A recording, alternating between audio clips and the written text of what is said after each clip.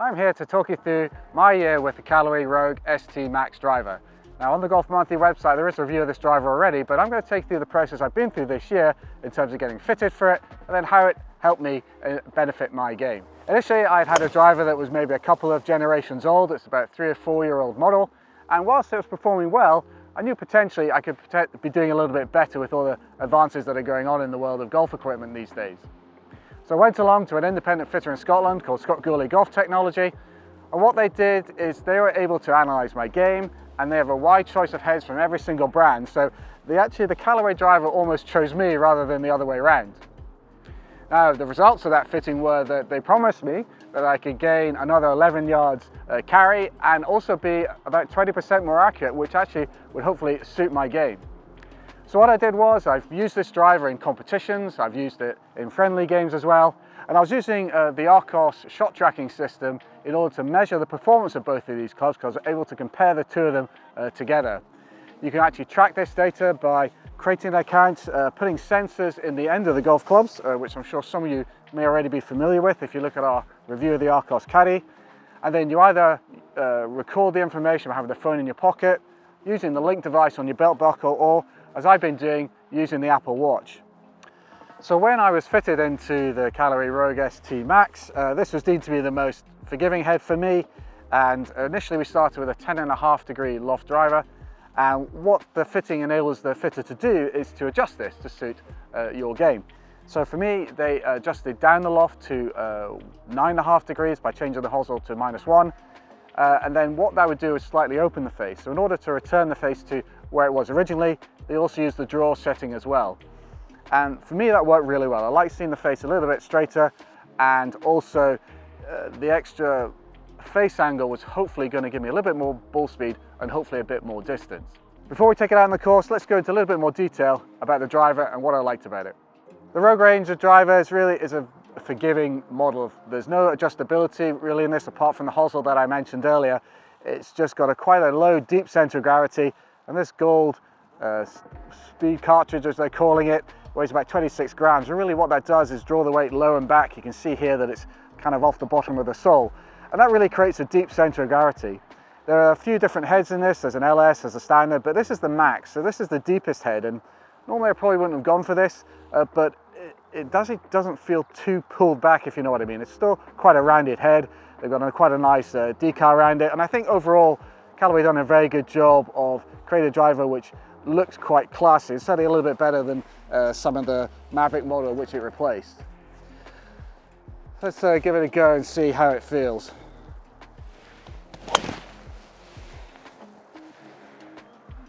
I don't know if you can hear that, but I think the sound for this is certainly something that really appealed to me. It's a nice deep sort of solid sound. You've got some carbon in the sole here which combines with the titanium and the rest of the head, and I think that is certainly an improvement on the previous models that they've had. I think one of the things that came to me through my fitting was that this should be a lot more accurate driver, and that's just, again, not partly because of the shaft, but also partly because of the head. It was going to be a lot more forgiving on off-center hits, and certainly I found that to be the case through most of the year. I had a bit of a problem when I didn't quite connect my previous driver. When it went right, it really went right, whereas I've noticed with this, when I've hit it slightly right, it's probably stayed a little bit more in play.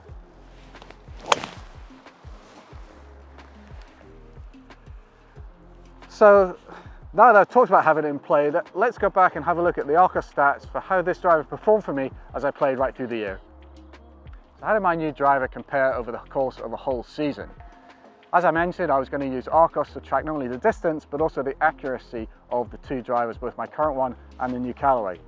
What I was able to see from this is, in terms of accuracy, the drivers were broadly the same. I was hitting about 40% of my fairways, and I was probably missing slightly less fairways to the right than I was missing to the left, and maybe a few percent more missing to the left, which probably accounts for the fact that this driver has a slightly draw bias in there. They call it a semi-draw bias, but that is fine with me. I do probably sort of hit it straight, have a little bit of a fade, so it did straighten it up.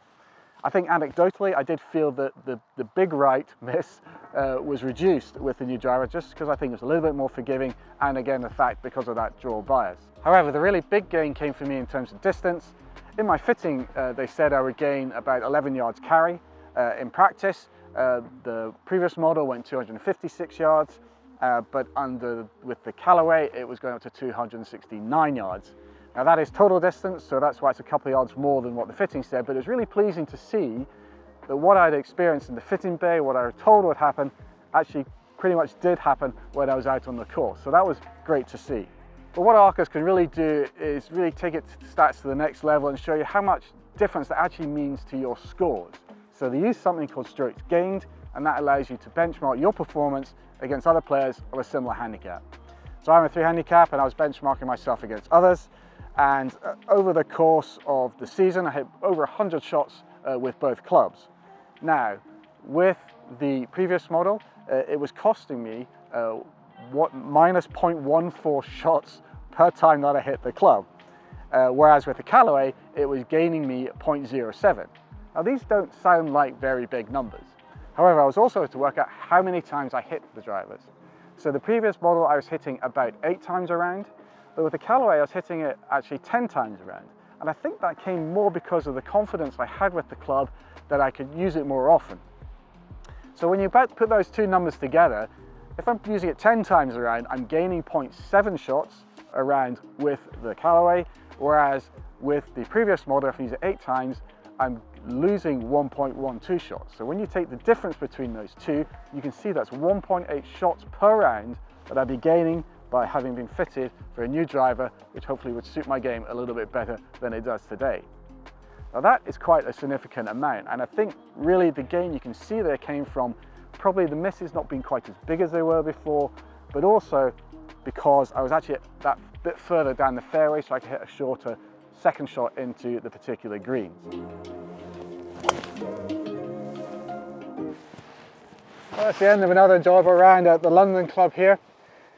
Certainly I've enjoyed using the Callaway driver here and actually throughout the whole of the season, and it's been great to have gone through the whole process where you've gone through a fitting, you've actually been promised some results, and then been able to track the performance on the course throughout the whole year and see those results come to fruition. In terms of the club, I think the Rogue ST Max has been a very forgiving club. It certainly worked for me. It's been able to combine forgiveness with performance, and probably I can see it suiting quite a lot of players. If you feel you can improve your game, then I would recommend going for a fitting and getting the club that really suits your swing, and hopefully it will lower your scores too.